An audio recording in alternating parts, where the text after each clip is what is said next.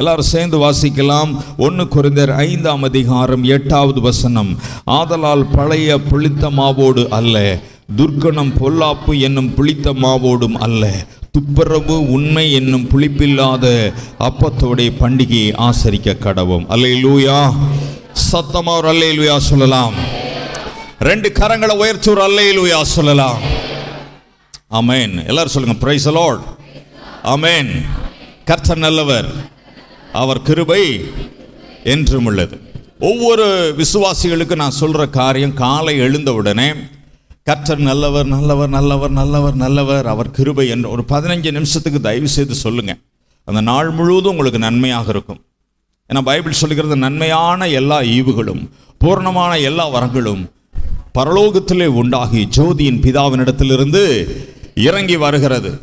ஆகவே காலை எழுந்தவுடனே தயவு செய்து கர்த்தர் நல்லவர் எல்லாருமே சொல்லுங்க. இதுவரைக்கும் நான் சொல்லி எத்தனை பேர் காலை எழுந்தவுடனே கர்த்தர் நல்லவர் நல்லவர்னு கொஞ்ச நேரம் சொல்லுங்க? எத்தனை பேர் கையை தூக்குங்க பார்க்கலாம்.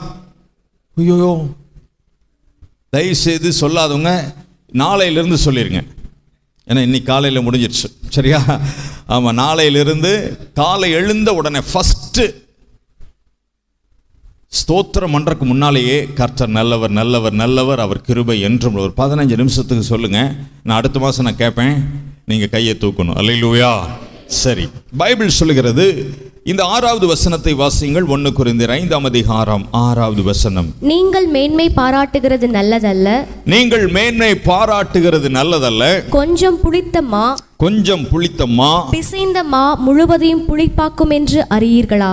பிசைந்த மா முழுவதையும் புளிப்பாக்கும் என்று அறியீர்களா? அல்லேலூயா.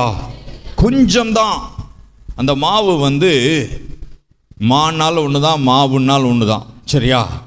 ஆமாம். கொஞ்சம் புளித்தமா எல்லா மாவையும் அது புளிக்க பண்ணிருமா? அன்பானவர்களே, எதிர்மறையான காரியங்கள் அனைத்துமே புளித்தமா. ஆண்டவர் சொன்னார், நல்ல மரம் நல்ல கனிகளை கொடுக்கும், கெட்ட மரம் கெட்ட கனிகளை கொடுக்கும். நீங்க நல்ல மரமா கெட்ட மரமா? எப்படி சொல்றீங்க? நல்ல அப்பா நல்ல கனிகளை கொடுக்கறதுனால நல்ல மரம் அப்படிங்கிறத விட இயேசு நம்மை நல்ல மரமாய் மாற்றி இருக்கிறார். கரங்களை உயர்த்தி ஒரு அல்லேலூயா சொல்லுங்க. 2025 ஆண்டுகளுக்கு முன்பு கல்வாரி சிலுவையிலே அவர் அடைந்த தியாகத்தினாலே, அவருடைய இரத்தத்தினாலே, அவருடைய மரணத்தினாலே நாம் பரிசுத்தமாக்கப்பட்டிருக்கிறோம், நாம் நீதிமான்களாக்கப்பட்டிருக்கிறோம், நாம் சுத்தவான்களாக்கப்பட்டிருக்கிறோம், விசுவாசிகளாக்கப்பட்டிருக்கிறோம் என்று நம்ம பைபிளில் வாசிக்கிறோம்.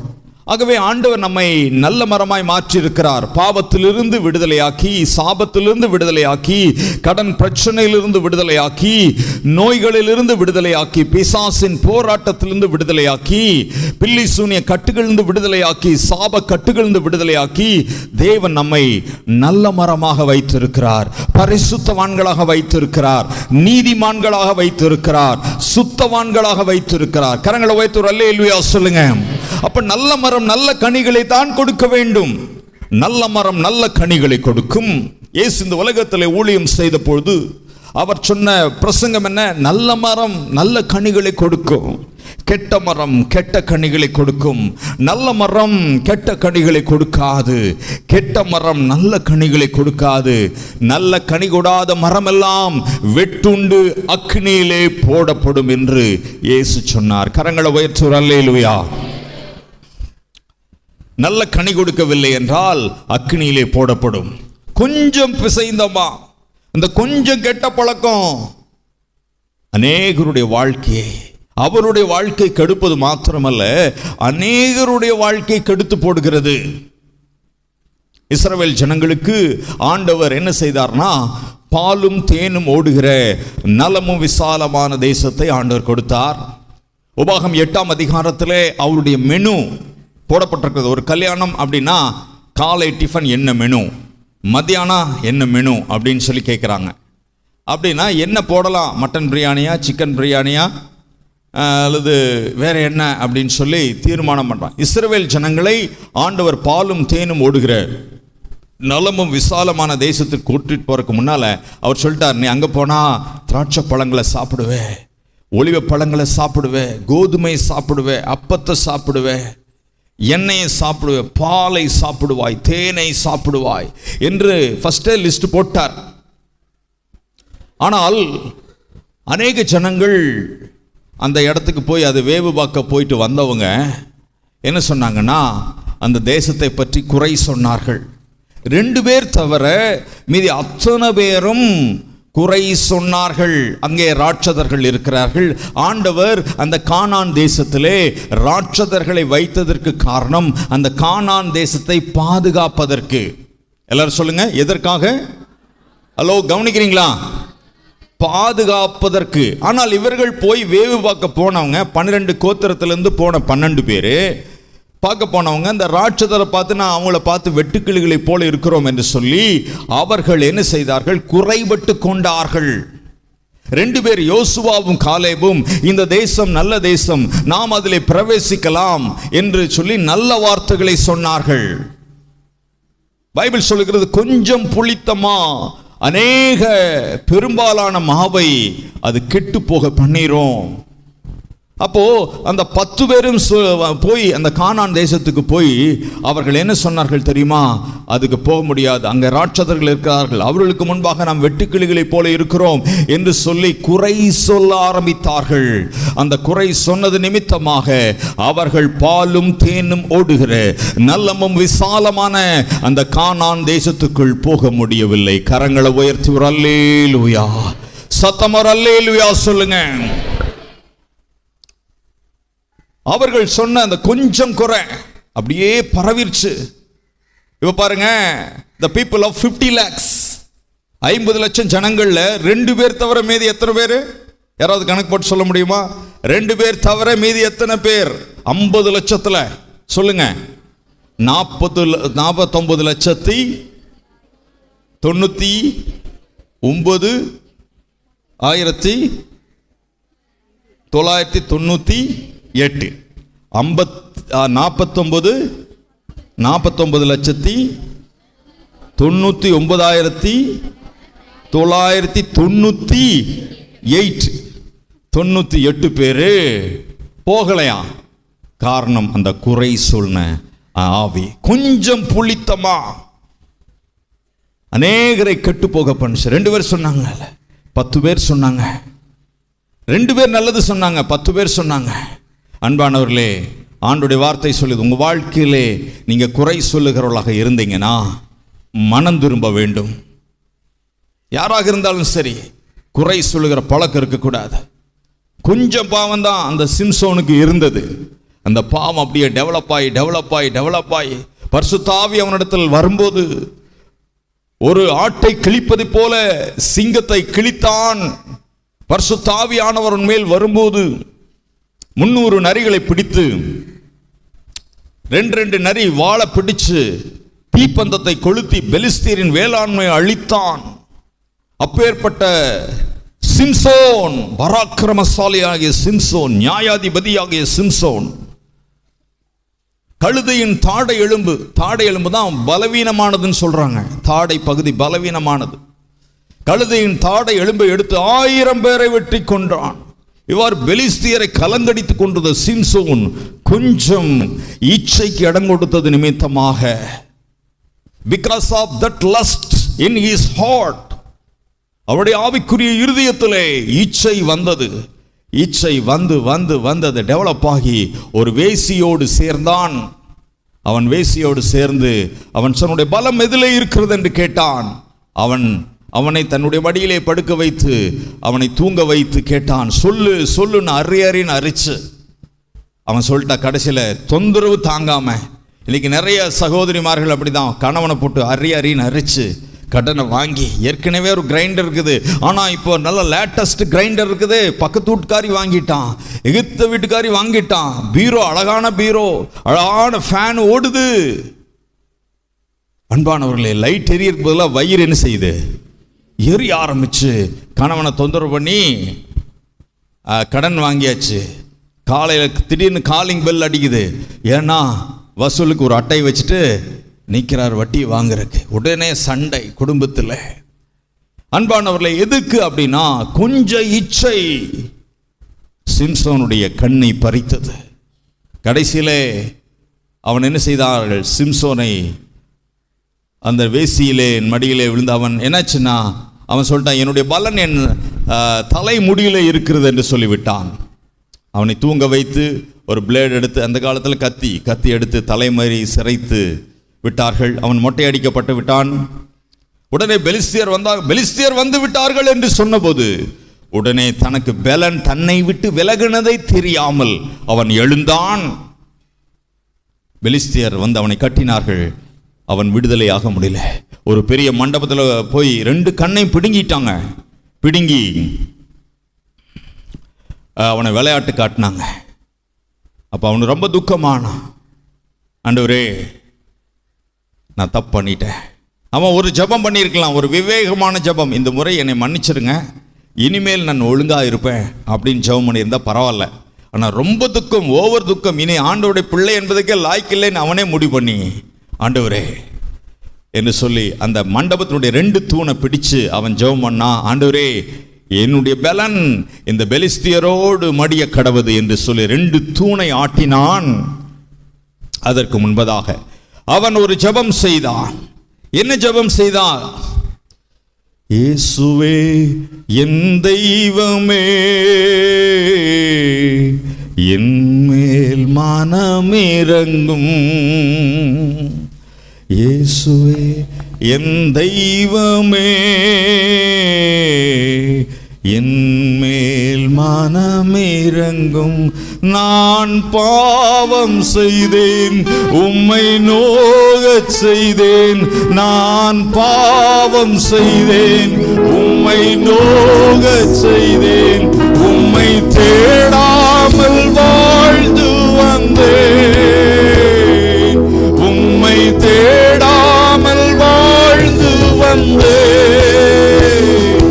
என்னை மன்னியும் தெய்வமே, இந்த ஒரு விசை மன்னியுமே. இயேசு என் தெய்வமே, என் மேல் மனமிரங்கும். இயேசு என் தெய்வமே,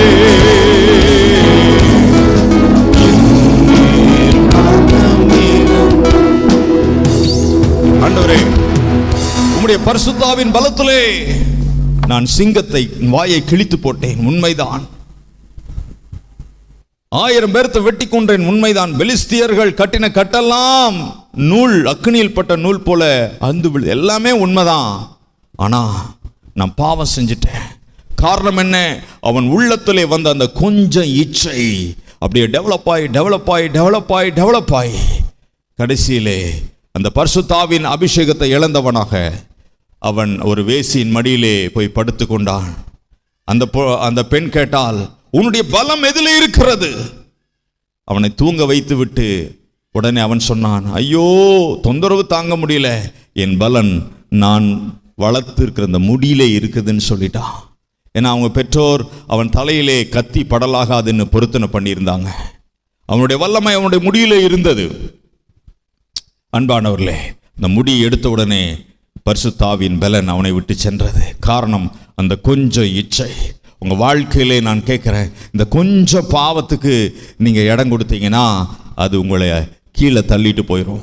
ஒரு நல்ல ஒரு போதகருக்கு ஒரு பிஏவாக இருந்த ஒரு சகோதரன், இது நடந்த சம்பவம். அன்பானவர்களே, அந்த சகோதரன் தன்னுடைய தோட்டத்துக்கு தண்ணீர் விட்டு கொண்டிருந்தார்.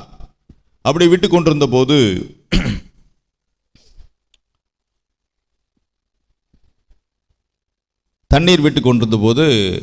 அந்த தோட்டத்தில் ஒரு பேப்பர் பறந்து வந்தது.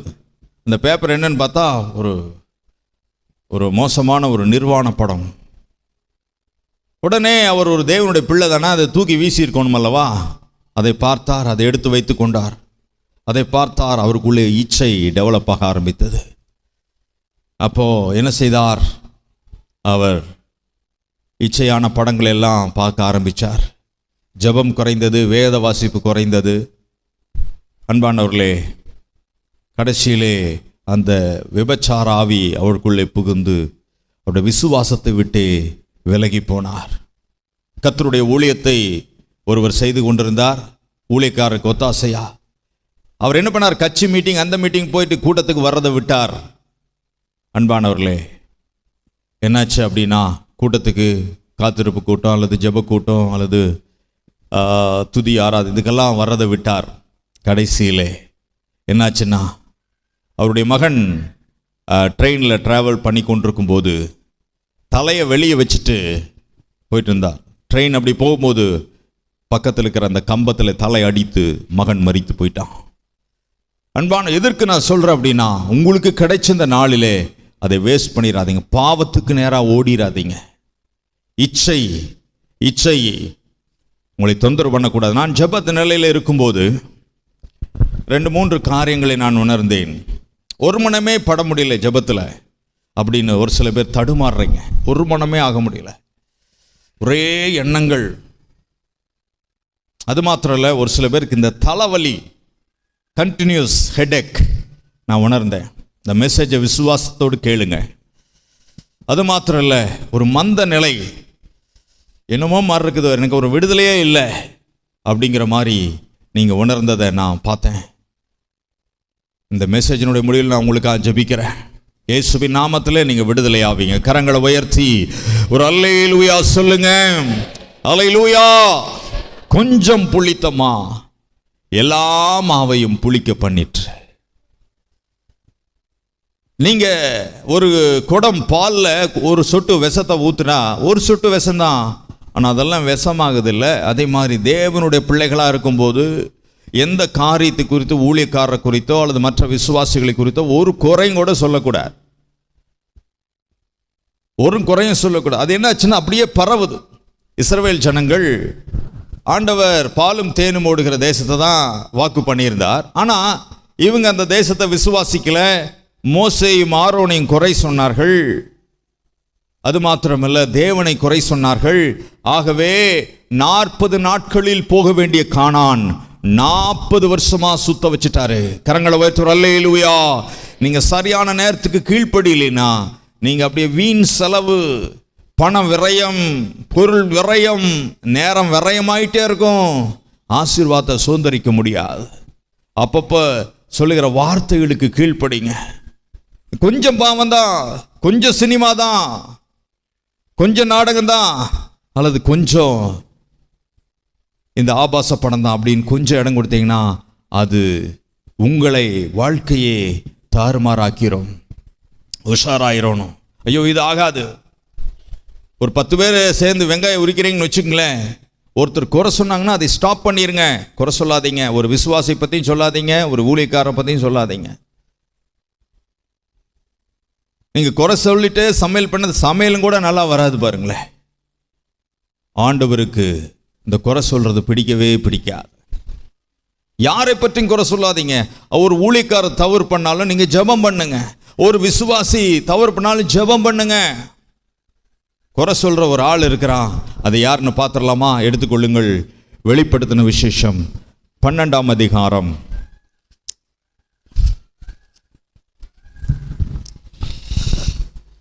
வெளிப்படுத்தின விசேஷம் 12ஆம் அதிகாரம் 10வது வசனம். அப்பொழுது வானத்திலே ஒரு பெரிய சத்தம் உண்டாகி, இப்பொழுது ரட்சிப்பும் வல்லமையும் நமது தேவனுடைய ராஜ்யமும் அவருடைய கிறிஸ்துவின் அதிகாரமும் உண்டாயிருக்கிறது.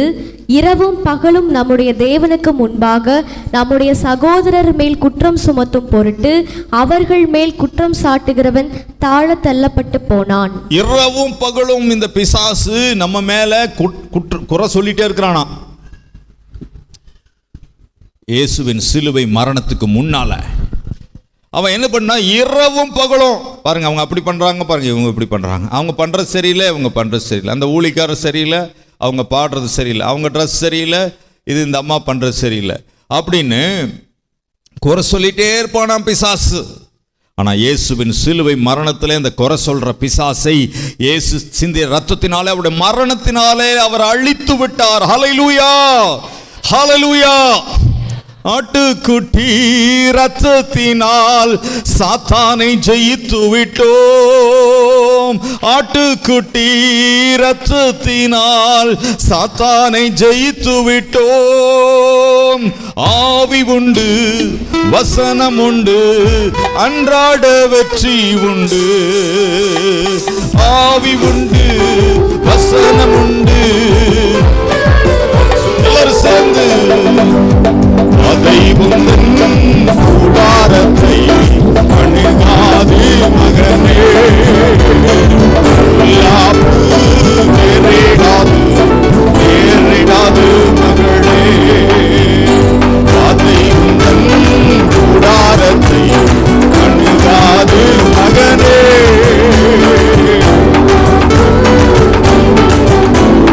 நேரிடாது மகளே. உன்னதமான கர்த்தரையே உறைவிடமாக்கி கொண்டோம், உறைவிடமாக்கி கொண்டோம். அடைக்கலமான ஆண்டவர் ஆதாயமாக்கி கொண்டார், அடைக்கலமான ஆண்டவர் ஆதாயமாக்கி கொண்டார். ஆமென். அதை உந்தன் கூடாரத்தை அணுகாது மகனே, எல்லாப்பு நேரிடாது நேரிடாது மகளே, அதை உந்தன் கூடாரத்தை அணுகாது மகனே,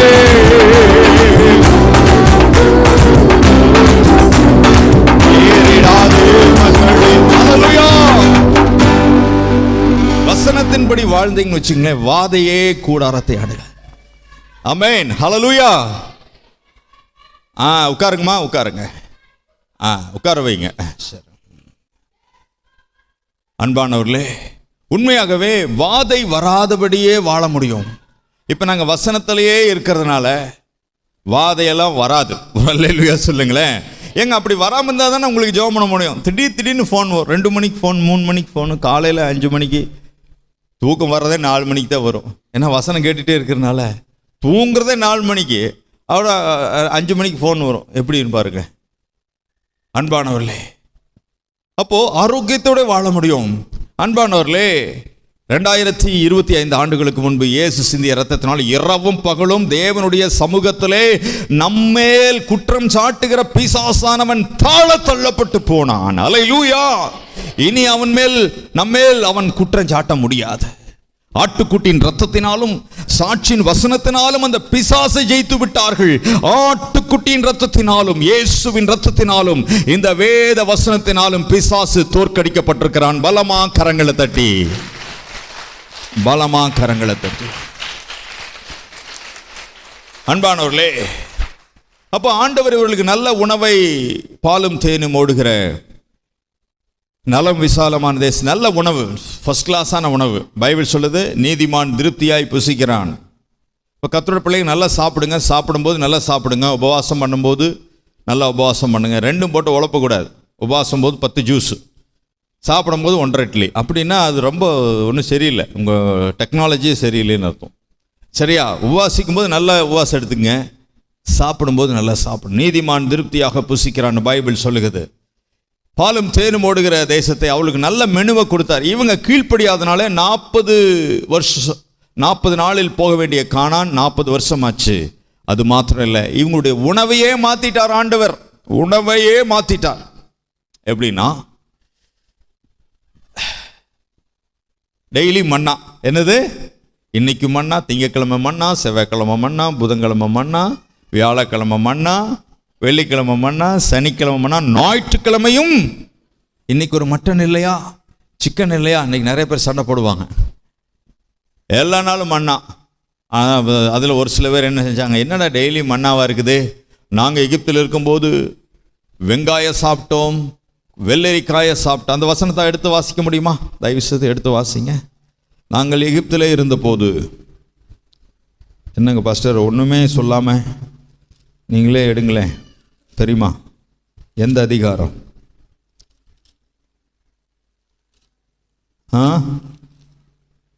எடுத்து வாசிங்க.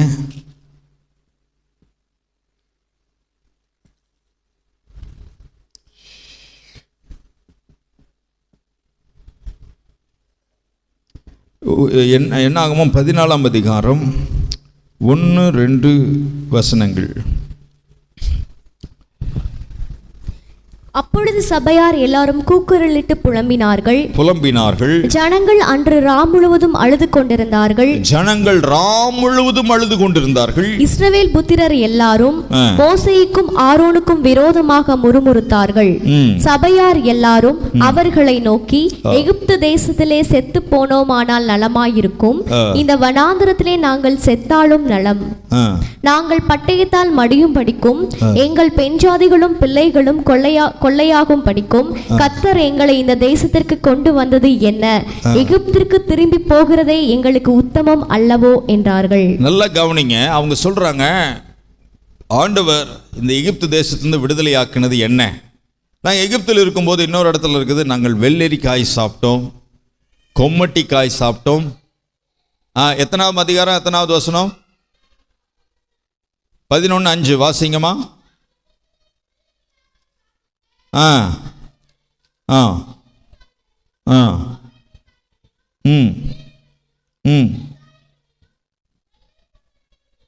எதை நினைக்கிறோம்? உம்மை நினைத்து நினைத்து நான் உள்ளம் முருகு. அப்படியா? ஆண்டவர் நினைக்கல. எதை நினைச்சோம்? வெங்காயத்தை நினைச்சோம், வெள்ளரிக்காயை நினைச்சோம், பூண்டை நினைச்சோம், சிக்கன் சாப்பிட்டோம், காடை சாப்பிட்டோம், சாப்ஸ் எல்லாம் சாப்பிட்டோம், மீன் சாப்பிட்டோம், ஏதோ சொல்லியிருப்பாங்க. இங்கே கொஞ்சம் தான் போட்டிருக்கு. அதில் ஒருத்தர் கிளப்பி விட்டாங்க, ஏப்பா இந்த ஆண்டவர் மண்ணாக தான் கொடுக்குறாரு, உங்கள் ஆண்டவர் உங்கள் ஆண்டவர், இவங்க ஆண்டவர் தான். இவர் என்ன சொல்கிறாருன்னா, உங்கள் ஆண்டவர் இறைச்சி கொடுக்க மாட்டாரா? ராம் முழுவதும் அழுதாங்க. ஹலோ, இறைச்சிக்காக பாலும் தேனும் ஓடுகிற தேசத்துக்கு கூட்டிட்டு போறாங்கன்னு சொல்லி எதிர்மறையா புரிஞ்சிட்டு ராம் முழுதும் கூக்குரலிட்டாங்க, எங்களுக்கு இறைச்சியை கொடுப்பவன் யார்? எங்களுக்கு பசி வந்திருக்கு. என்ன பசி? கரிப்பசி. என்ன பசி?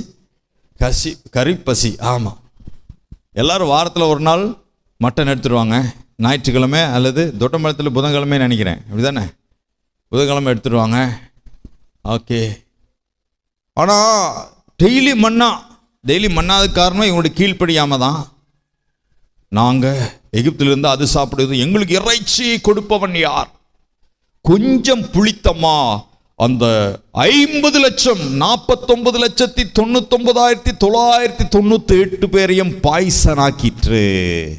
எவ்வளவு துக்கம்! ஹலோ, நீங்க தான் அந்த இறைச்சியை ஆரம்பித்து வைத்த தலைவரா? உங்களை பார்த்து கேட்குறேன், நீங்க தான் இந்த இறைச்சி ஆலோசனை சொல்ற தலைவராக இருந்துடாதீங்க. எந்த கூட்டத்திலையும் எதை பற்றியும் குறை சொல்லிடாதீங்க. அது அப்படியே பரவும். கொஞ்சம் புளித்தமா அப்படியே பரவுது. என்னாச்சு? இறைச்சி கேட்டதுனால மோசே யோசிச்சா, 40-50 லட்சம் ஜனங்க இருக்கிறாங்க, இவங்களுக்கு எப்படிப்பா இறைச்சியை கொடுக்கறது? சரி, அப்படியே இறைச்சி கர்த்தர் கொடுத்தாலும் எப்படி சப்ளை? இன்னைக்கு சிவில் சப்ளை டிபார்ட்மெண்ட் இருக்குது. அது ஒவ்வொரு ரேஷன் கடையிலையும் அந்தந்த இடத்துக்கு எல்லாரும் போய் ஒன்றா நின்னா கீழே விழுந்துருவீங்க, அதில் அடிபட்டு செத்து போயிடுவாங்கன்னு சொல்லி சிவில் சப்ளை அந்தந்த ரேஷன் கடைக்கு அந்தந்த லாரி வந்துடும். ஆனால் 50 லட்சம் ஜனங்களுக்கு எப்படி சப்ளை பண்ணுறது? ஒரு லைனுக்கு 1 லட்சம் நிற்க வைக்கலாமா? சொல்லுங்க சிஸ்டர், சொல்லுங்களேன். ஒரு லைனுக்கு 1 லட்சம் நிற்க வைக்கலாமா? அப்படி நின்னா எத்தனை லைன் நிற்க வைக்கணும்? சொல்லுங்க செல்வகுமார், சொல்லுங்க ஜான் செல்வகுமார். ஒரு லைனுக்கு 1 லட்சம் நிற்க வச்சா எத்தனை லைன் நிற்க வைக்கணும்? 50 லைன். ஏங்க, 1 லட்சம் ஒரு லைன்ல நின்னா எப்போ கொடுத்து எப்போ முடியும்? 1ஆம் தேதி ஆரம்பிச்சா 31ஆம் தேதி தான். அதுக்குள்ள அந்த கறியை என்ன ஆயிரும்? கெட்டு போயிடும். ஒரு லைனுக்கு 1 லட்சம். எப்படிங்க? How to supply the food? எப்படி இந்த இறைச்சியை சப்ளை பண்றது? ஆண்டவர் ஞானம் உள்ளவருங்க. எப்படின்னா, அவங்க கையை நீட்டினா அவங்க கை மேலேயே விழுகுது. ஒரு அல்லேலூயா சொல்லுங்க. காடை அவங்க கை மேலேயே, நானே உனக்கு கொடுக்குறேன். இன்னைக்கு நிறைய பேர் நினைக்கிறாங்க அவங்க கொடுப்பாங்க, இவங்க கொடுப்பாங்க, அந்த முயற்சி பண்ணல. ஆண்டவர் சொல்ல, நானே உங்களுக்கு தரேன். நானே பரிகாரியான கர்த்தர். ஹல்லேலூயா. நானே நல்ல மேய்ப்பன். நானே. நீங்க அப்படி இப்படி யோசனை பண்ணிட்டு இருக்கிறீங்க, இது அப்படி ஆகும், அது எப்படி ஆகும், இது வாய்ப்பே இல்லையே, ஜனங்க இப்படி சொல்றாங்களே, கிடைக்காதே.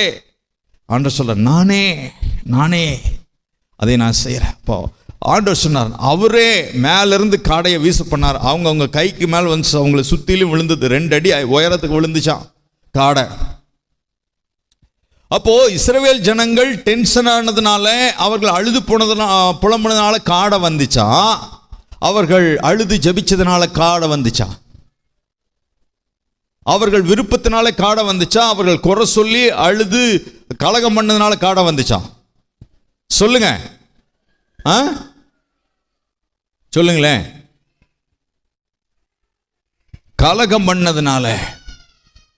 அப்போ மோசே பார்த்து சொல்ற, ஆண்டவரே, மோசே ஆண்டவர்கிட்ட சொல்ற, ஆண்டவர் இத்தனை ஜனங்களுக்கு எப்படி?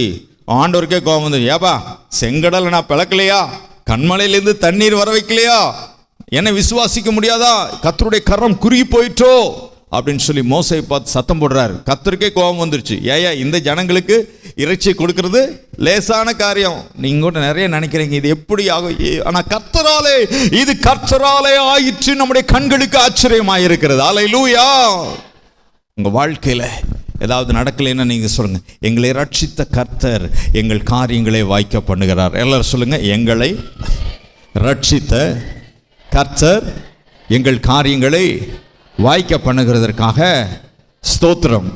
ஒரு 10,000 டெட் பாடி உயிரோடு எழும்புறதை விட ஒரு மனுஷன் ரட்சிக்கப்படுறது பெரிய விஷயம். எத்தனையோ கோடான கோடி பேருக்கு இல்லாத ரட்சிப்பை உங்களுக்கும் எனக்கும் ஆண்டவர் கொடுத்திருக்கிறார்.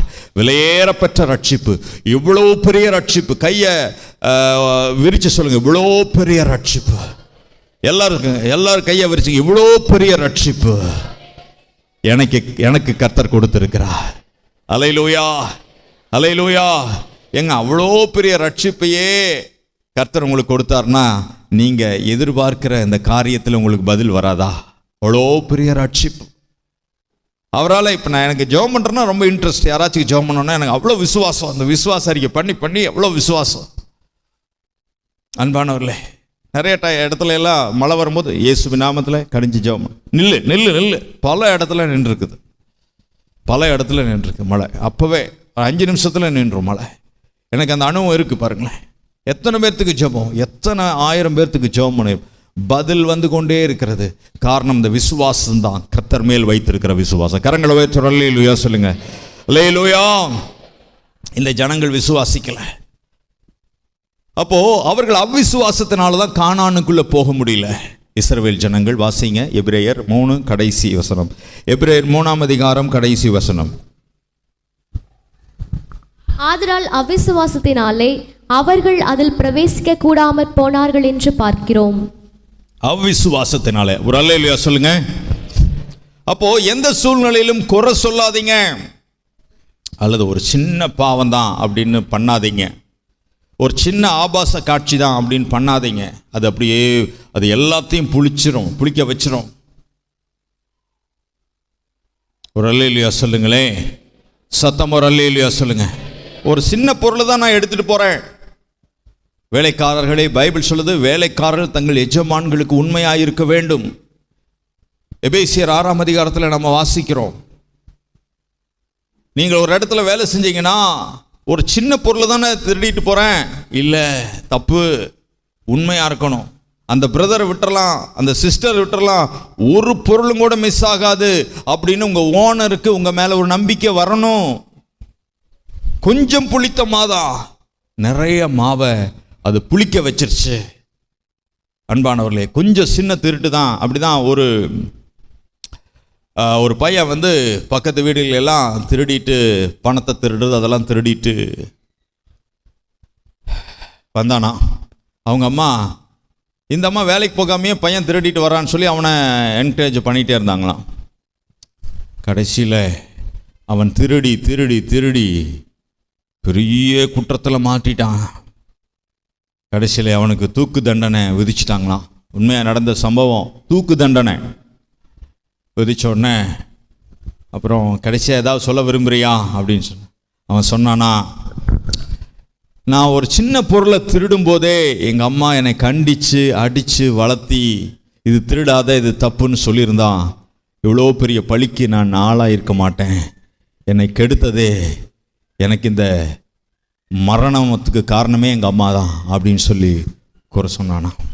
அன்பானவர்களே, ஒரு சிறிய பாவம், ஒரு சிறிய தீ பெரிய காட்டை கொளுத்தி போடுகிறது.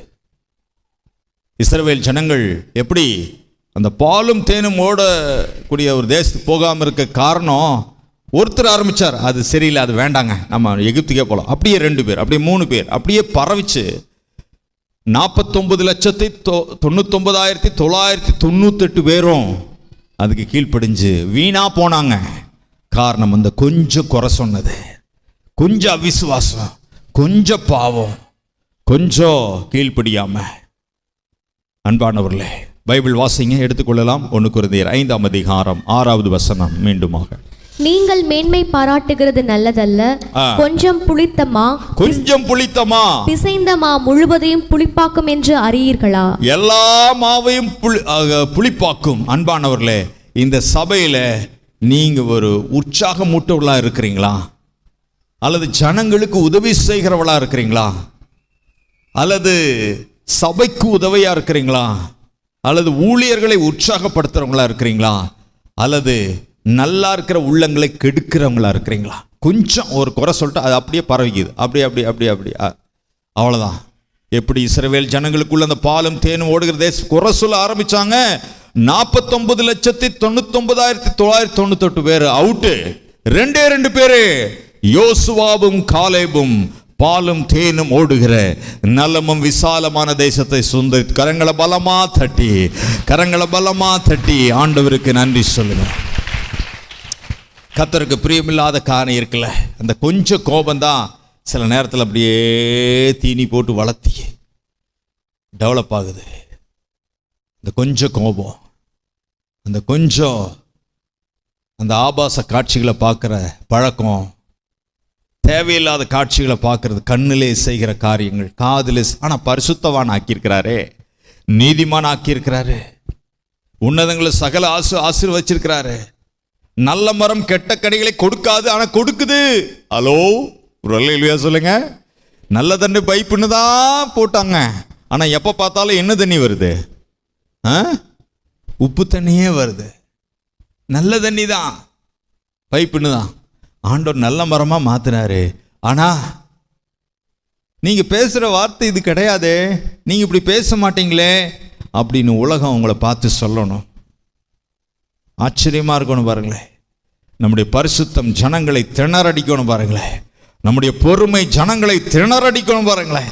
நம்முடைய அன்பு ஜனங்களை திணறடிக்கணும் பாருங்களேன். நம்முடைய சமாதானம் ஜனங்களை திணறடிக்கணும். எப்படிங்க பிரதர், எப்போ பார்த்தாலும் சமாதானமாகவே இருக்கிறீங்க, எப்போ பார்த்தாலும் பொறுமையாகவே இருக்கிறீங்க, எப்படி அன்பாகவே இருக்கிறீங்க? நீங்கள் ஒரு கெட்ட வார்த்தை பேசுனதை நான் பார்த்ததே இல்லை, கோபப்பட்டு பேசினதை நான் பார்த்ததே இல்லை. மனம் திரும்புங்கள், பரலோக ராஜ்யம் சமீபமாயிருக்கு. கொஞ்சம் மெதுவா சொல்லுங்க. மனம் திரும்புங்கள், பரலோக ராஜ்யம் சமீபமாயிருக்கிறது. எடுத்துக்கொள்ளுங்கள். ரோமருக்கு எழுதின நிருபம் 13ஆம் அதிகாரம். ரோமர் 13ஆம் அதிகாரம் 12வது வசனம். இரவு சென்று போயிற்று, பகல் சமீபமாயிற்று. ஆகையால் அந்தகாரத்தின் கிரியைகளை நாம் தள்ளிவிட்டு ஒளியின் ஆயுதங்களை தரித்துக் கொள்ள கடவோம்.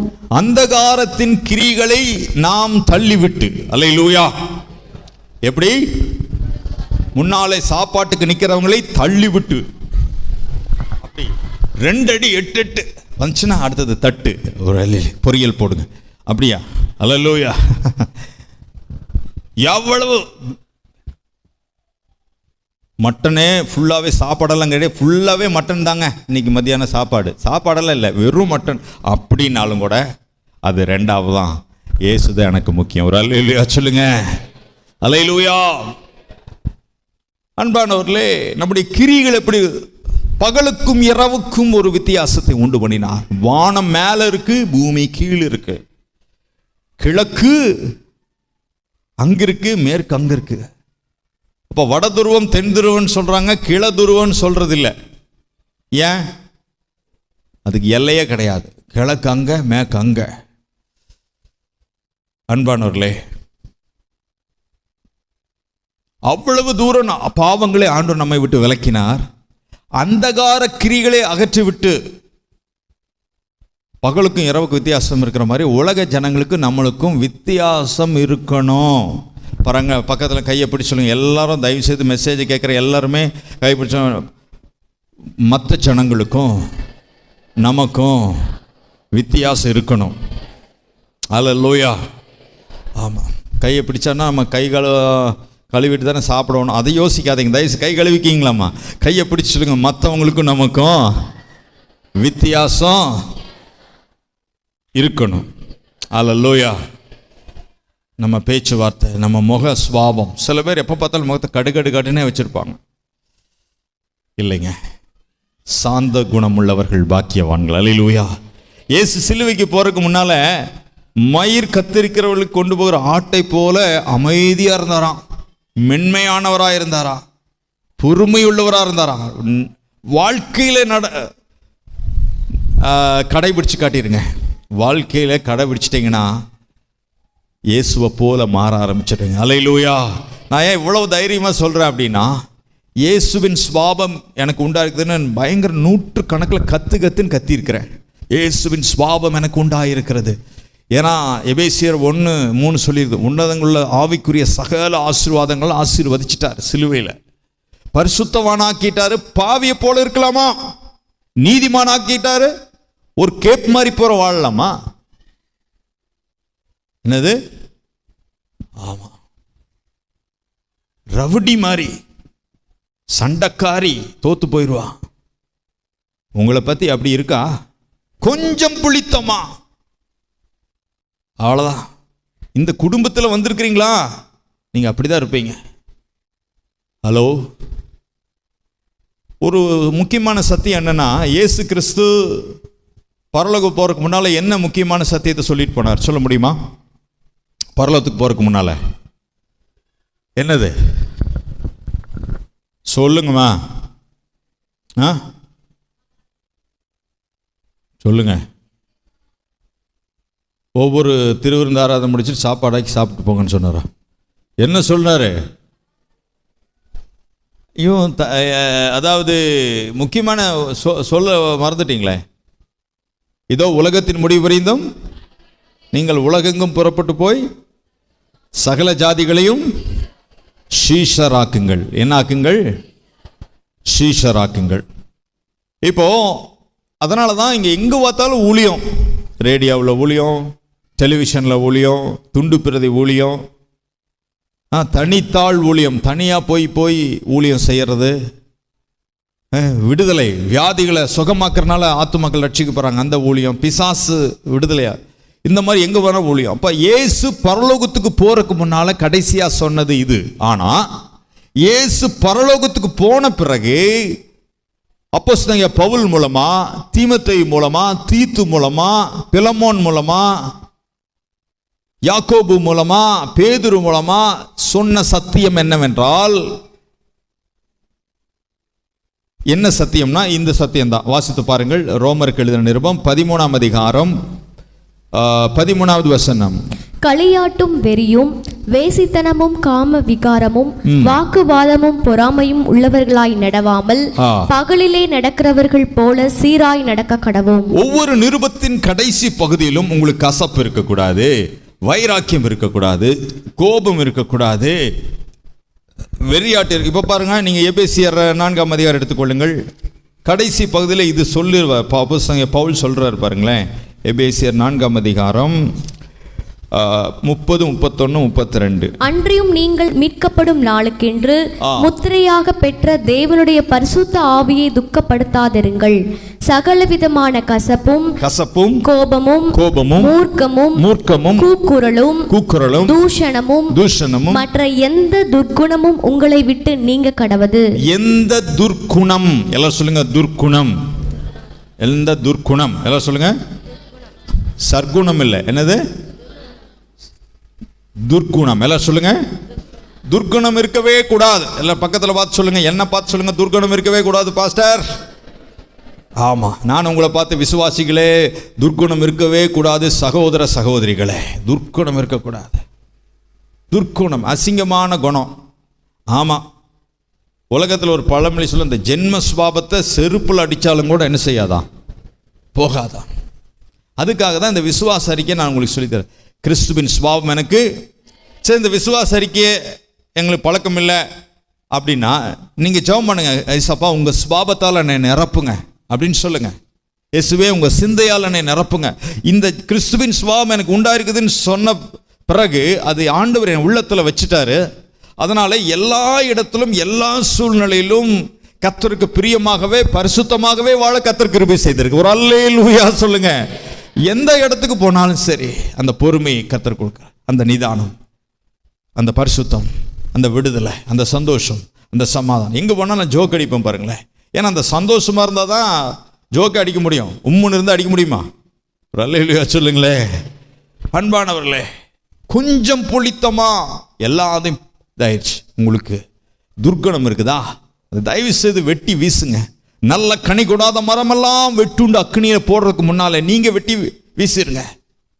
நாம் எப்போ நியாயம் தீர்க்கப்பட மாட்டோம் அப்படின்னா, நம்மை நாமே நிதானித்தால் நியாயம் தீர்க்கப்பட மாட்டோம். ஒரு அல்லேலூயா. 2 கையை உயர்த்தி ஒரு அல்லேலூயா சொல்லுங்க. யாராவது சிஸ்டர் நீங்கள் இப்படி பண்ணாதீங்க, இப்படி பண்ணுங்க அப்படின்னு சொன்னாங்கன்னா அது தேவனே சொன்ன மாதிரி எடுத்துட்டு உங்களை மாற்றிக்கிங்க.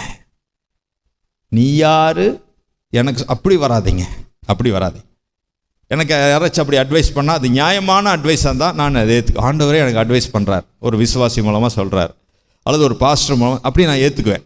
நியாயமானதாக இருந்தால் அதை பார்க்கல, அதுக்கு சரியான அதை ஏற்றுக்கொள்ளக்கூடியதான், அதை செஞ்சால் என்னாகும், அதை செய்யலைன்னு என்னாகும் அப்படின்னு யோசிச்சு பார்ப்பேன். அது ஆண்டவரே எனக்கு சொல்கிறாருன்னு சொல்லி நான் ஏற்றுக்குவேன். எந்த ஒரு துர்க்குணமும் நீங்க கடவுது. அது புளித்த மாவு அப்படின்னா என்ன அர்த்தம்னா, நாற்றம் எடுத்துரும். ரொம்ப புளிச்சிருச்சு. ஒரு இடத்துல நான் போய் சாப்பிடலான்ட்டு உட்கார்ந்த, அங்கே போட்ட உணவு வச்சா புளிச்சிருச்சு. அப்பா பல்லெல்லாம் கூசுது. எப்படி பல்லு கூசுது. ஓகே, இத்துடன் என்னுடைய உணவை முடித்துக் கொள்கிறேன். இலையை மூடி வச்சுட்டு வந்தேன், சாப்பிட முடியும். நீங்கள் எப்படி இருக்கிறீங்க? கிணத்துல இருக்கிற தண்ணி நல்ல தண்ணிங்க, எல்லாரும் அந்த தண்ணி குடிக்கலான்னு விரும்புகிறாங்க. ஆனால் அந்த கிணத்தை சுற்றிலும் சேறு இருக்குது, எப்படி ஜனங்க வருவாங்க? ஒரு அல்லேலூயா சொல்லுங்க. இயேசு நல்ல ஆண்டவர். பைபிள் அருமையான பைபிள். வானமும் பூமி ஒளிந்தாலும் ஒளியாத வேத வார்த்தை, ஜீவ வார்த்தைகள் இருக்கிறது, உங்களுக்குள்ளே இருக்கிறது. நீங்க பேசுற வார்த்தை, நீங்க ஜெபம் பண்றது, நீங்க பாட்டு பாடுற, குடும்பம் எல்லாம் சூப்பர். ஆனா அந்த அம்மாட்ட போனா வள்ளுங்கிறாங்க. எப்படி வள்ளுங்கிறாங்க? ஐயோ, நான் போக மாட்டேன், அந்த ஆள் ஒரு மோசமான ஆளப்பா. நீ போய் உங்க அப்பாட்ட பேசு. நீ அவருக்கு கோபம் கலையறதுக்கு 3 நாள் ஆகும். எத்தனை நாள் ஆகும்? 3 நாள் ஆகும்.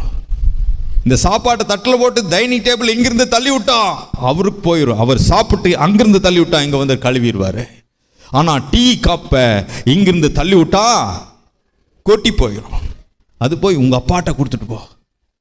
அவன் நல்ல மார்க் வாங்கினா என் பையன், அவன் ஏதாவது எதிர்த்து பேசினா ஓம் பிள்ளை. இதுக்கு உங்கள் 2 பேத்துக்குள்ள இவ்வளோ பிரச்சனை? ஒரு அல்லேலூயா சொல்லுங்க. அவன் கெட்டது பண்ணாலும் என் பையன்தான், நல்லது பண்ணாலும். ஆமாம், கிறிஸ்துவின் சுபாவம் வந்துருச்சுன்னா மற்றவங்க பேசுகிறதெல்லாம் உங்களுக்கு வேஸ்ட்டாக தெரியும். எதுக்கு இவங்க வேஸ்ட்டாக பேசுகிறாங்க அப்படின்ட்டு நான் போயிடுவேன். நீங்கள் எங்காச்சும் ஒரு 4 பேர் ஒரு 10 பேர் இருக்கிற இடத்துல பேசிகிட்டு இருக்கிறது பார்த்தீங்கன்னா, நான் ஏதோ தேவையானதை மட்டும்தான் நான் பேசுவேன், மற்றதெல்லாம் அமைதியாக ஆஃபர். ஏன்னா நிறைய முறை நான் பேசும்போது நீ நிறுத்தின்னு ஆண்டவர் சொல்லியிருக்காரு. நான் பேசவே மாட்டேன், அவ்வளோதான்.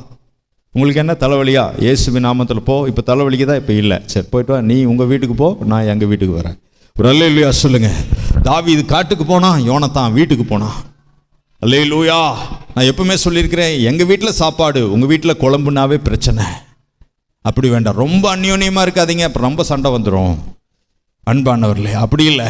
Praise the Lord brother, praise the Lord. நல்லா இருக்கிறீங்களா? நல்லா இருக்கிறேன். அப்பா அம்மா நல்லா இருக்கிறாங்களா? இருந்தா ஆமாம், அல்லேலூயா. அப்படியே போயிருங்க, இப்படியே வந்துடும். அது ரொம்ப நாளைக்கு நிற்கும் அந்த உறவு. கரங்களை உயர்த்துற அல்லேலூயா. கொஞ்சம் புளித்தமா. இப்போ நீங்கள் யோசிச்சு பாருங்க, உங்கள் வாழ்க்கையில் நீங்கள் வெறுக்கிற என்ன காரியம், அதுலேருந்து விடுதலையாக விரும்பி இருக்கிறீங்களா? இயேசுவே, அந்த பொல்லாத காரியம் எனக்கே பிடிக்கல, எனக்கு கோபம் வந்தால் எனக்கே பிடிக்கல, அப்படி கத்திடுறேன், அதை எடுத்துருங்கப்பா. கொஞ்சம் புளித்தமா என்னுடைய வாழ்க்கையவே கொளுத்திடுது.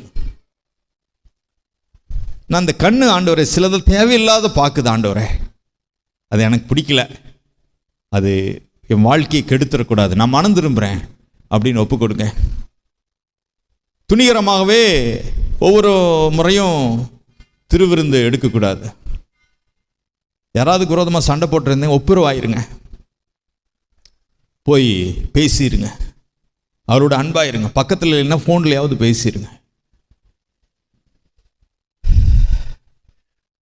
கோபப்பட்டு கத்தக்கூடாது. ஒரு அல்லேலூயா சொல்லுங்களா. என்ன பட்டு கத்தக்கூடாது?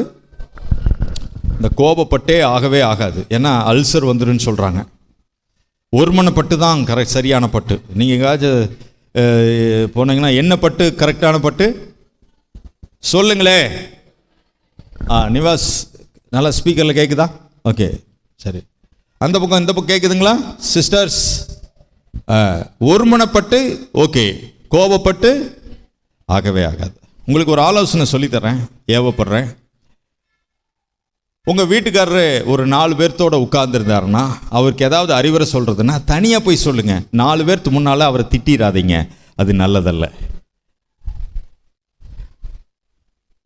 உங்கள் வீட்டுக்காரர் அம்மா ஒரு 10 லேடிஸோடு உட்கார்ந்துருந்தாங்கன்னா, அந்த 10 பேரோட உங்கள் ஒய்ஃபுக்கு ஏதாவது அறிவுரை சொல்கிறேன்னா அந்த அறிவுரை சொல்லாதீங்க. அவங்க தனியாக இருக்கும்போது அந்த அறிவுரை சொல்லுங்கள். இந்த 10 பேரோடு சொல்லும்போது கோபம் வந்துடும். சில நேரத்தில் வாயா போயான்னு அவங்க திருப்பி விட்டாங்கன்னா அப்புறம் அவ்வளோதான், குழப்பமாயிரும்.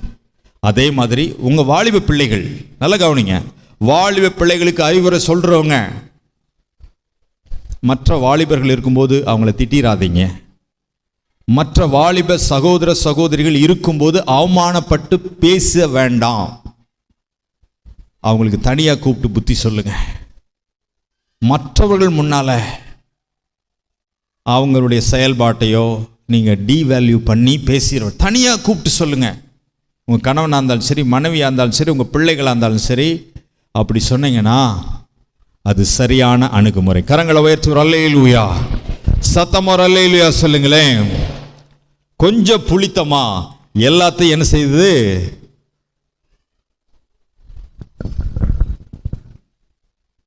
எல்லாத்தையும் கெட்டு போக பண்ணுது. இப்போ நீங்கள் யோசிச்சு பாருங்க, உங்களுக்கு ஆவிக்குரிய ஜீவியத்துக்கு விரோதமாக இருக்கிறது என்ன? நல்லா ஜெபிக்க முடியாமல், துதிக்க முடியாமல். நிறைய பேர், நான் ஜெபத்தில் அப்படி தான் உணர்ந்தேன், ஒருமனப்பட முடியல. ஜெபம் பண்ணி பார்க்குறாங்க, ஒருமனம் வரமாட்டேங்குது. துதிச்சு பார்க்குறாங்க, வரமாட்டேங்குது. விசுவாச அறிக்கை வரமாட்டேங்குது. என்ன பண்ணுறது? வெறும் ஸ்தோத்திரமாவது, எவ்வளவு டிஸ்டர்பாக இருந்தாலும் ஸ்தோத்திரமாவது 1 மணி நேரம் சொல்லிடுங்க, அதுக்கு பிறகு விடுதலை ஆயிடுவீங்க. அல்லது விசுவாச அறிக்கை சொல்லிடுங்க, கஷ்டப்பட்டு சொல்லிடுங்க. ஒரு 1/2 மணி நேரம் கஷ்டப்பட்டு ஜெபம் பண்ணிட்டீங்கன்னா மீதி 1 மணி நேரம் ஈஸியாக ஜெபம் பண்ணிடலாம். விளங்குறவங்க ஒரு அல்லேலூயா சொல்லுங்க. அல்லேலூயா. எப்படி 1/2 மணி நேரம் வைராக்கியமா,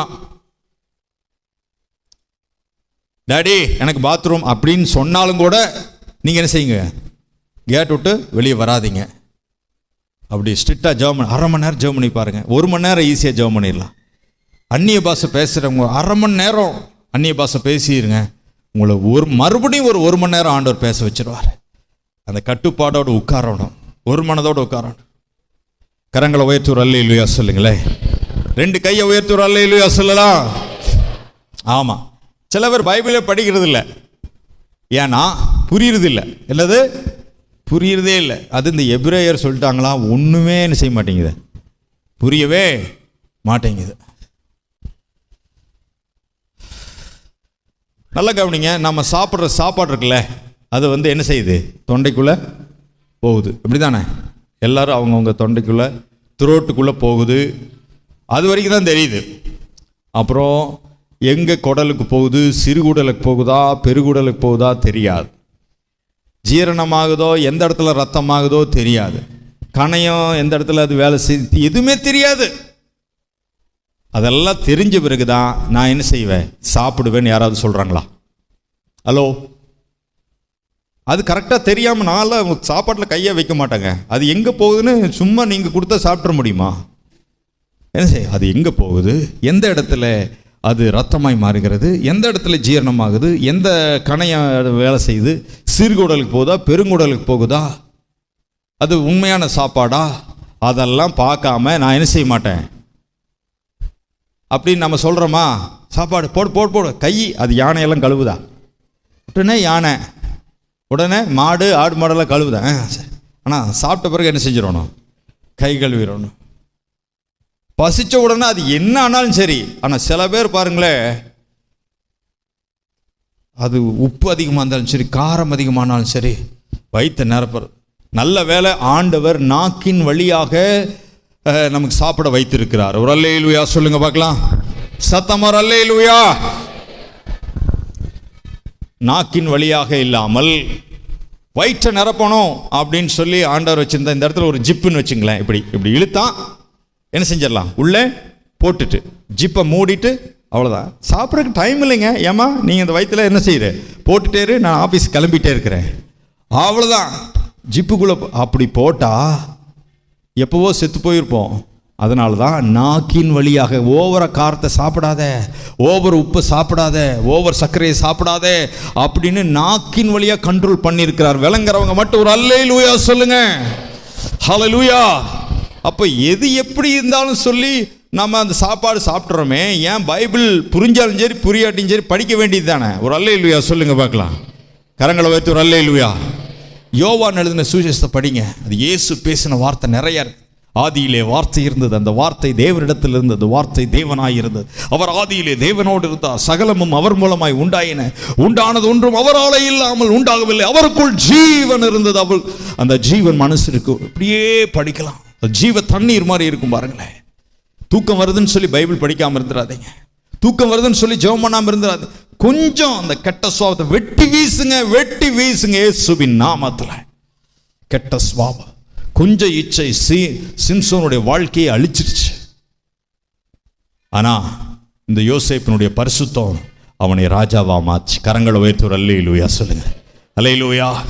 உங்களுக்கு பிடிக்காத, தேவனுக்கு பிடிக்காத என்ன கெட்ட சுபாவம் இருக்கு, வெட்டி வீசுங்க. நல்ல கனி கொடாத மரமெல்லாம் வெட்டுண்டு அக்கினியிலே போடப்படும். நல்ல மரம், நீங்கள் நல்ல மரமாக தேவன் மாற்றி இருக்கிறார். பக்கத்தில் இருக்கிற கை குலுக்கி சொல்லுங்க, நீங்கள் கர்த்தர் உங்களை நல்ல மரமாக மாற்றி இருக்கிறார். உங்கள் சுபாவத்தை குறித்து, உங்கள் குணத்தை குறித்து எச்சரிக்கையாயிருங்க. ஹல்லேலூயா, ஹல்லேலூயா. உங்களை பார்த்து நான் கேட்குறேன், மெசேஜ் முடிவுக்கு வர்றேன், கொஞ்சம் புளித்தமா, அதுக்கு பேர் துர்க்குணம், துர்மனசாட்சி, எல்லாமே துர்னே வரும். துன்மார்க்கன் பாருங்க, அந்த 1 கொரிந்தியர் 5ஆம் அதிகாரம் 8வது வசனத்தை வாசிங்க. புளித்த மாவோடே அல்ல, துர்க்குணம் பொல்லாப்பு என்னும் புளித்த மாவோடும் அல்ல, துப்புரவு உண்மை என்னும் புளிப்பில்லாத அப்பத்தோடே பண்டிகையை ஆசரிக்க கடவோம். அடுத்த வசனம், விபச்சாரக்காரரோட கடந்திருக்க கூடாதென்று. ஒரு அல்லேலூயா சொல்லுங்க. இப்ப பாருங்க, பவுல் கொரிந்தியருக்கு எழுதும்போது துர்குணம் புளித்தமா இதெல்லாம் சொல்லிட்டு அடுத்தது விபச்சாரக்காரன் சொல்றார். அப்படின்னா எவ்வளவு சீரியஸா இது பேசியிருக்கார். நீ இதை தொடர்ந்து பண்ணிட்டு இருந்தீங்கன்னா விபச்சாரம் பண்றீங்க அப்படிங்கிற. விபச்சாரக்காரரோடு இருக்காத, தொடர்ந்து அந்த பாவத்தை பண்ணாத, அந்த தப்பு பண்ணிட்டே இருக்காத. கிறிஸ்துவின் சுவாபம் எனக்கு உண்டாயிருக்கிறது சொல்லுங்க, 100 கணக்கில் சொல்லுங்க, 1000 கணக்கில் சொல்லுங்க, கிறிஸ்துவின் சிந்தை எனக்கு உண்டாயிருக்கிறது. இப்படி சொன்னீங்கன்னா நீங்க ஜெயிச்சிடலாம். ஏன்னா ஏற்கனவே உங்களை பரிசுத்தமாக்கிட்டார், நீதிமான்கள் ஆக்கிட்டார். சரி, அப்படிதான் இருந்தா என்ன பாஸ்டர், நீங்க மாசத்துக்கு ஒரு தடவை வர்றீங்க, அந்த அன்னைக்கு டிவி ஆஃப் பண்ணிட்டு உட்காந்துக்கிறோம் அப்படிங்கிறீங்களா? என்ன அப்படின்னா வாசித்து பாருங்க, கலாத்தியர் 5ஆம் அதிகாரம், கலாத்தியர் 5ஆம் அதிகாரம் 27 20வது வசனத்தை வாசிங்க. விக்கிரக ஆராதனை 21 வாசிங்கம்மா. மாம்சத்தின் கிரியைகள் வெளிரங்கமாயிருக்கின்றன. அவையாவன விபச்சாரம், வேசித்தனம், அசுத்தம், காமவிகாரம், விக்கிரக ஆராதனை, பில்லி சூனியம், பகைகள், விரோதங்கள், வைராக்கியங்கள், கோபங்கள், சண்டைகள், பிரிவினைகள், மார்க்கபேதங்கள், பொறாமைகள், கொலைகள், வெறிகள், களியாட்டுகள் முதலானவைகளே. இப்படிப்பட்டவைகளை செய்கிறவர்கள் தேவனுடைய ராஜ்யத்தை சுதந்தரிப்பதில்லை என்று முன்னே நான் சொன்னது போல இப்பொழுதும் உங்களுக்கு சொல்லுகிறேன். இப்படிப்பட்டவைகளை செய்கிறவர்கள் தேவனுடைய ராஜ்யத்தை சுதந்தரிப்பதில்லை. ஹலோ, கொஞ்சம் உங்களை நீங்களே நிதானித்து பார்க்கணும். இப்போ நாம் இதை செக் பண்ணி பார்த்தோன்னா, மாம்சத்தின் கிரிகள் வெளியரங்கமாயிருக்கின்றன. அவையாவன விபச்சாரம், அது 99% இருக்காது. வேசித்தனம், அதுவும் இருக்காதுன்னு நினைக்கிறேன். அசுத்தம், நம்முடைய வாழ்க்கையில் அசுத்தம் இருக்குதா? கர்த்தருடைய பார்வையில் அசுத்தம் இருந்துச்சுன்னா கொஞ்சம் தாங்க அசுத்தம். ஹலோ, என்னது கொஞ்சம் தான் அசுத்தம் அப்படின்னா? ஒரு இலையில எல்லாம் நல்லா போட்டிருக்கு. இது மாதிரி பிரியாணி பீஸு, சிக்கன் இதெல்லாம் நல்லா இருக்கு, அருமையாக இருக்கு, கம்மன்னு வாசனை. நீங்கள் கண்ணை மூடி ஜெபம் பண்ணுற நேரத்தில் ஒரு காக்கா வந்து உட்காந்துட்டு போயிடுச்சு. அது கொஞ்சம் தாங்க அப்படின்ட்டு விட்டுற முடியாது. அந்த இலையை விட்டு என்ன செஞ்சிடுவீங்க? எந்திரிச்சிடுவீங்க. கொஞ்சம் புளித்தம்மா அன்பானவர்களே, அவ்வளோதான். ஐயோ, நான் இந்த பக்கம் என்ன செய்வேன், இனிமேல் கல்யாணத்துக்கு என்ன செய்ய மாட்டேன், வரவே மாட்டேன் அப்படின்றோம். அப்படியே கொமட்ட ஆரம்பிச்சிடும் சிலருக்கெல்லாம். அப்படி பாருங்கள், நான் சில நேரத்தை ஜோக் அடிக்க சொன்னாவே கொமட்ட ஆரம்பிச்சேன். சரி அது பாஸ்டர் நிறுத்துங்க, நாங்கள் சாப்பிட்டு முடிச்சுக்கிறோம். ஆமாம், கொஞ்சம் பாவம்தான், கொஞ்சம் சினிமா தான். உங்கள் வீட்டுக்கெல்லாம் வரும்போது சீரியலும் ஓடக்கூடாது, சினிமாவும் ஓடிட்டு இருக்கக்கூடாது. அப்படி இருந்துச்சுன்னு வச்சுங்களேன், அடுத்த மாதம் தான் வருவேன், பார்த்துட்டு அப்படியே வெளியே போயிடுவேன். ஒரு அல்லேலூயா சொல்லுங்க, சத்தம் ஒரு அல்லேலூயா சொல்லுங்க. ஆமாம், இல்லைங்க பாஸ்டர், நாங்கள் நியூஸ் தான் போட்டோம், இடையில ஒரு சினிமா 1 மணி நேரம் வந்துருச்சு, அப்படி சொல்ல முடியாது. அல்லேலூயா. ஆமாம், விளம்பரம் வேணால் வரும். கொஞ்சம் புளித்தமா. இன்றைக்கி நிறைய பேர் விசுவாச அறிக்கையில் ஜெயிக்க முடியாததுக்கு காரணம், ஒரு நிறைவான ஆசீர்வாதத்தை பெற முடியாத காரணம் இதான். இப்போ அது விசுவாச அறிக்கை பண்ண உண்மையாக நான் சொல்கிறேன், பண்ணி இப்போது என் தேவன் தமது மகிமையின் ஐஸ்வர்யத்தினால் என் குறைகளை மனசார சொல்லிட்டேன்னா எனக்கு ஆயிரக்கணக்கில் எனக்கு நாளைக்கு வந்துடும். நான் சொல்லும் போதெல்லாம் அன்னைக்கே வந்திருக்கு, அடுத்த நாள் வந்திருக்கு. இது பணத்தை எல்லாம் போய் சாட்சிய சொல்ல, பணமும் ஒரு தேவை தானே. பணம் இல்லைன்னு இன்றைக்கி எல்லாம் பணம் பற்றி பேசாதீங்க பாஸ்டர்னு சொல்கிறாங்க. ஆனால் நாள் ஃபுல்லாக எந்த எண்ணம் தான், நாளைக்கு என்ன செய்யணும், ஃபீஸ் கட்டணும், தண்ணி பில் கட்டணும், கரண்ட் பில் வந்துருச்சு, நாள் ஃபுல்லாக அதே எண்ணம். ஆனால் அதை பற்றி உங்களுக்கு சொல்லி கொடுத்தா தான் நீங்கள் ஜெயிக்க முடியும். ஒரு அல்லேலூயா சொல்லுங்களேன். ஆமாம், இந்த வியாதி வெளியே போகிற மாதிரி நிறைய பேர் கடன் அப்படியே போகுதுங்க. வசனத்தை படிக்க தியானம் பண்ண, அறிக்கை பண்ண என் வாழ்க்கையில் மாற்றம், ஜனங்கள் மத்தியில் மாற்றம். நீங்கள் ஒரு தேவதூதன் மாதிரி ஆயிடுவீங்க. தேவனை போலவே மாற ஆரம்பிச்சு அதிகமாக உங்களை பேசுகிறதே பார்க்க முடியாது.